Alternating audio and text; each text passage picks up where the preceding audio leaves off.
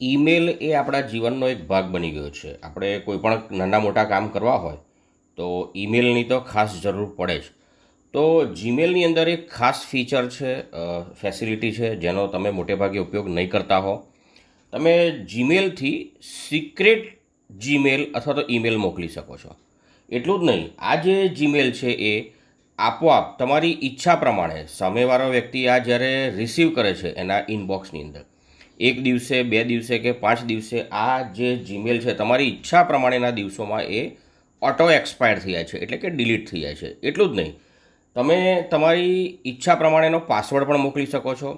જે રિસીવર છે, જે જીમેલ મેળવે છે, એના મોબાઈલમાં તમે એક સિક્રેટ કોડ અથવા તો પાસવર્ડ મોકલો છો અને એ આ પાસવર્ડ જીમેલમાં નાખે છે ત્યારે જ આ એ ઓપન કરી શકે છે.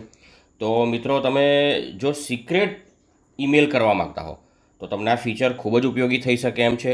તો ચાલો મિત્રો, આ કેવી રીતે કરી શકાય તે જોઈએ.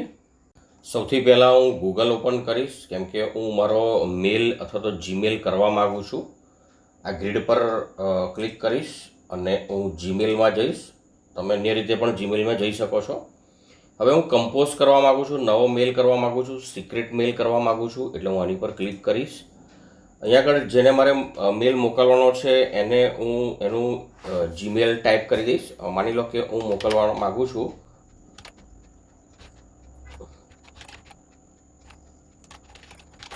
જે વ્યક્તિને હું મેલ મોકલવા માગું છું, મેં એનું મેલ આઈડી ટાઈપ કરી દીધું છે. સબ્જેક્ટમાં હું ગમે તે લખી શકું છું, સિક્રેટ, અર્જન્ટ, અથવા તો તમારો જે સબ્જેક્ટ હોય એ હું ટેમ્પરરી લખું છું, અર્જન્ટ.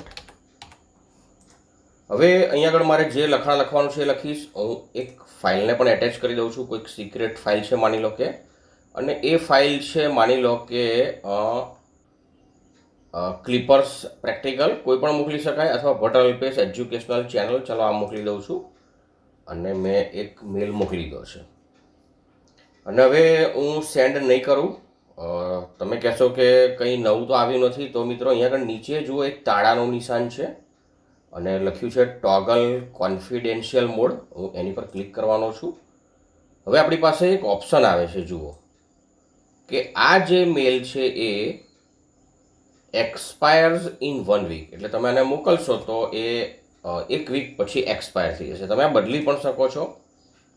એક્સપાયર્સ ઇન 1 ડે, એક દિવસમાં 24 કલાકમાં એક્સપાયર થઈ જાય. In 1 month, 3 month. પણ માની લો કે હું એક્સપાયર્સ ઇન 1 વીક રાખું છું.